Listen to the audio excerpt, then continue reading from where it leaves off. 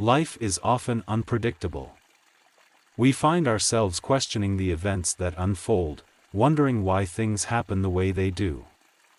Some days, everything seems to align perfectly, but at other times, it feels like our lives are spinning out of control. During those difficult moments, when nothing makes sense, we're left asking, why, God? Why is this happening to me? It is in these times that our faith is truly tested. Do we trust God only when life is easy, or can we trust Him even when life seems incomprehensible? In today's fast-paced world, many are looking for answers, especially when life circumstances don't align with their hopes and dreams. The truth is, there will be moments in life that we simply cannot understand. We search for meaning in chaos, only to be met with silence or confusion. But in these moments, we are reminded of an age-old truth found in the Bible: God is in control. This message, inspired by timeless biblical principles and reflections from great thinkers like C.S. Lewis, encourages us to embrace trust in God, even when His plan remains hidden from our understanding. As we dive deep into this topic, we will explore how to develop a faith that isn't shaken by life's uncertainties. We will learn to rest in the assurance that God is sovereign, even when we cannot make sense of our circumstances. Let's take a journey together, one that inspires us to trust God even when life doesn't make sense. As C.S. Lewis once wrote, we are not necessarily doubting that God will do the best for us, we are wondering how painful the best will turn out to be. In John 13 verse 7, Jesus tells Peter, "You do not realize now what I am doing, but later you will understand." This single statement is profound in its simplicity. It speaks directly to the heart of the Christian journey, trusting God even when we don't understand His actions. Peter, in this instance, is resistant to the idea of Jesus washing his feet. It doesn't make sense to him. After all, why would the Son of God lower Himself to perform such a humble task? But Jesus reassures Peter that, in time, understanding will come. Isn't that how life often feels? We stand on the precipice of the unknown, confused by God's actions in our lives, unsure of the path ahead. It's in these moments that trust becomes more than just a concept, it becomes a necessity. When life doesn't make sense, our first instinct is to search for answers. We want explanations. We want to know why things are happening the way they are. But the Bible teaches us that trust isn't built on understanding. Proverbs 3 verses 5 to 6 urges us, "Trust in the Lord with all your heart and lean not on your own understanding, in all your ways acknowledge Him, and He will make your paths straight." Trusting God means relinquishing our need to understand every detail. It means accepting that some things are beyond our comprehension. God's ways are higher than ours. Isaiah 55 verses 8 to 9 says, "For my thoughts are not your thoughts, neither are your ways my ways, declares the Lord. As the heavens are higher than the earth, so are my ways higher than your ways and my thoughts than your thoughts." We are finite beings. Our understanding is limited, but God sees the bigger picture. He sees the end from the beginning. We may only see a fragment of what's happening, but God knows the full story. When we trust Him, we are not trusting in blind fate or chance, we are trusting in a loving, sovereign Creator who knows us intimately and has a plan for our lives. One of the greatest challenges in the Christian walk is obeying God when we don't fully understand His plan. We often find ourselves asking, why? Why did that relationship end? Why did that job opportunity fall through? Why did my loved one have to suffer?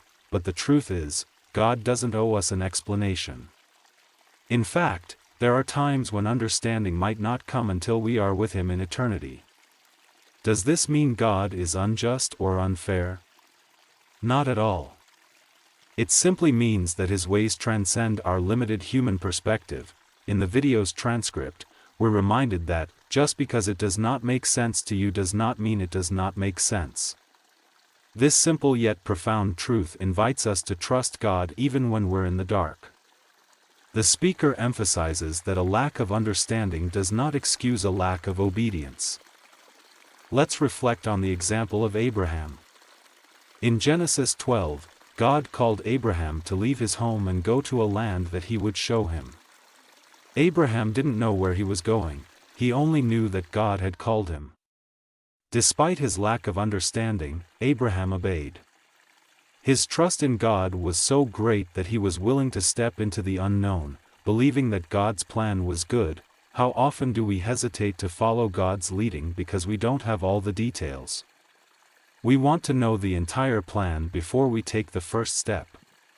But that's not how faith works.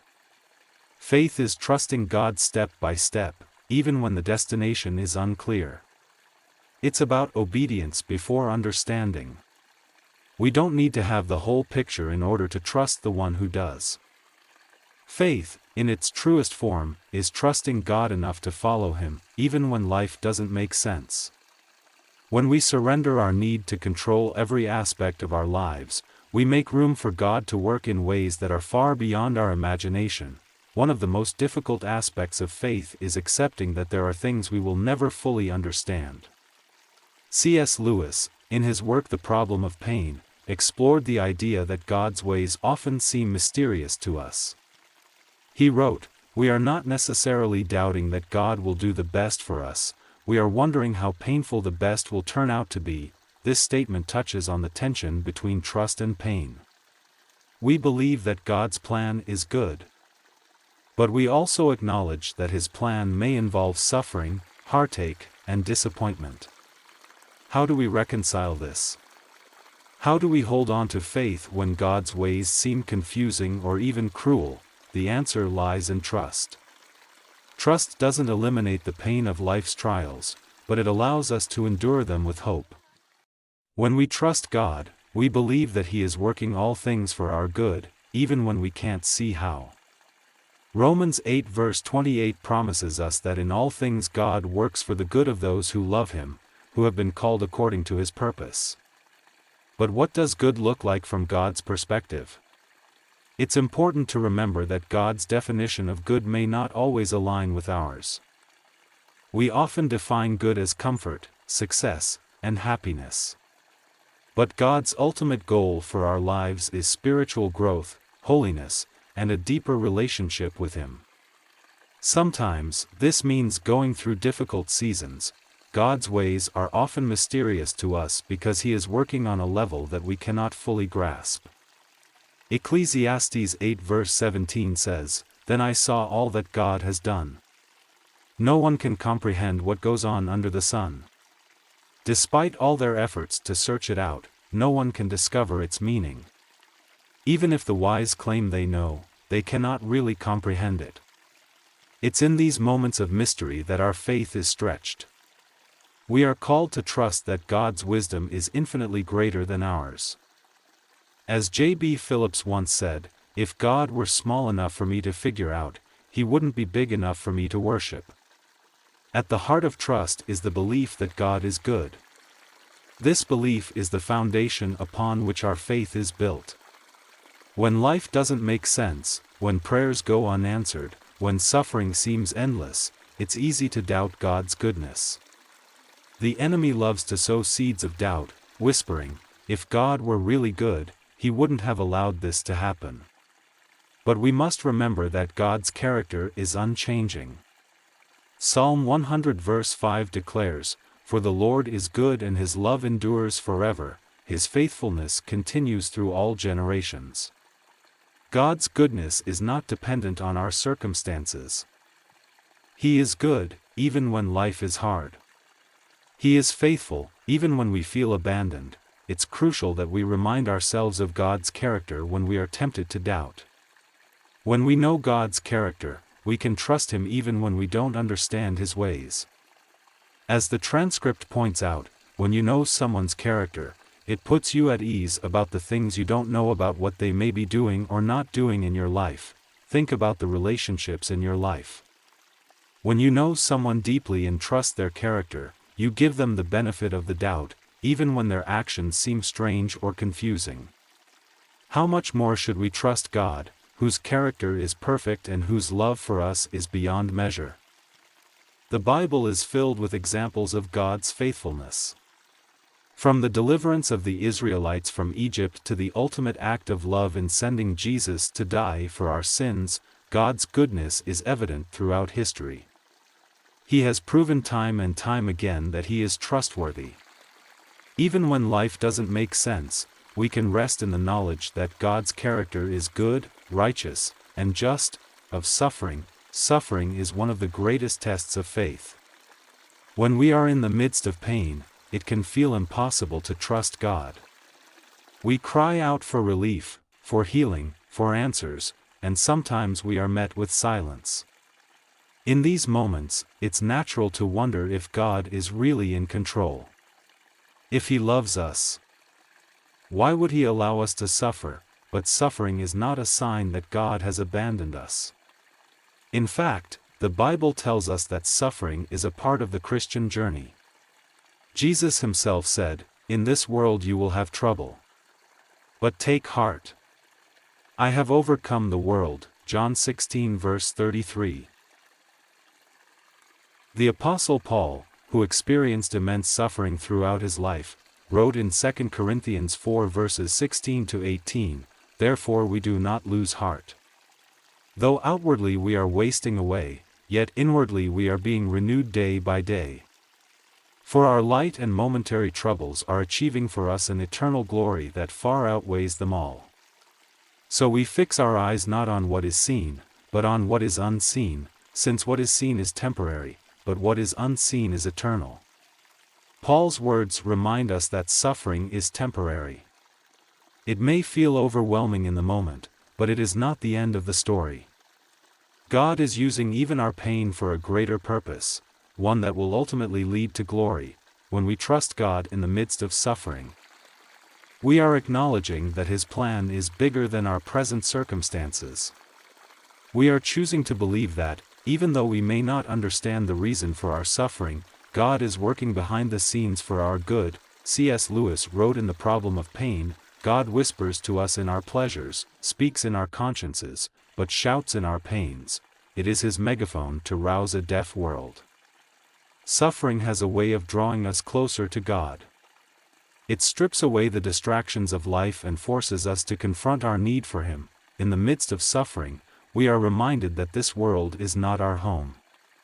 Our hope is not in temporary relief or earthly comfort, but in the eternal promise of God's kingdom. Revelation 21 verse 4 tells us that in the new heaven and the new earth, He will wipe every tear from their eyes.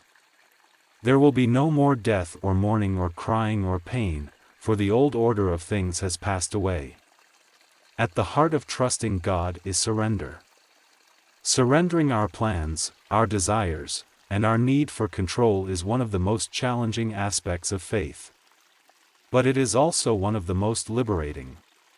When we surrender to God, we are acknowledging that He is sovereign and that His plans are better than ours. Surrender is not a passive act. It is an active choice to trust God with everything we have. It is laying down our fears, our anxieties, and our need for answers at His feet. It is saying, "God, I don't understand, but I trust You." The story of Jesus in the Garden of Gethsemane is one of the most powerful examples of surrender in the Bible. On the night before His crucifixion, Jesus prayed, "Father, if You are willing, take this cup from me, yet not my will, but Yours be done." Luke 22 verse 42. In His humanity, Jesus did not want to face the agony of the cross, but He surrendered His will to the Father, trusting that God's plan was greater. When we surrender, we are following in the footsteps of Jesus. We are choosing to trust that God's will is better than our own, even when it leads us down difficult paths. Surrender is not easy. It requires humility and faith. But when we surrender, we find peace. We are no longer striving to make sense of everything on our own. We are resting in the knowledge that God is in control. Life is full of seasons, seasons of joy, seasons of sorrow, seasons of confusion, and seasons of clarity. In every season, we are called to trust God. Trusting God doesn't mean that we will always understand what He is doing. It doesn't mean that life will be free from pain or difficulty. But it does mean that we can have peace, knowing that God is in control. As we navigate the twists and turns of life, let us hold on to the truth that God's ways are higher than ours. Let us trust that He is working all things for our good, even when we cannot see it. And let us surrender our need for control, choosing instead to rest in His perfect plan. C.S. Lewis once said, "I am sure that God keeps no one waiting unless He sees that it is good for him to wait." Waiting, suffering, confusion, these are all opportunities for our faith to grow. They are moments when we are invited to trust God on a deeper level. So, when life doesn't make sense, remember this: God is in control. He is good. And He is faithful. Trust Him, even when you don't understand. One day, you will look back and see that every twist and turn was part of His beautiful plan for your life.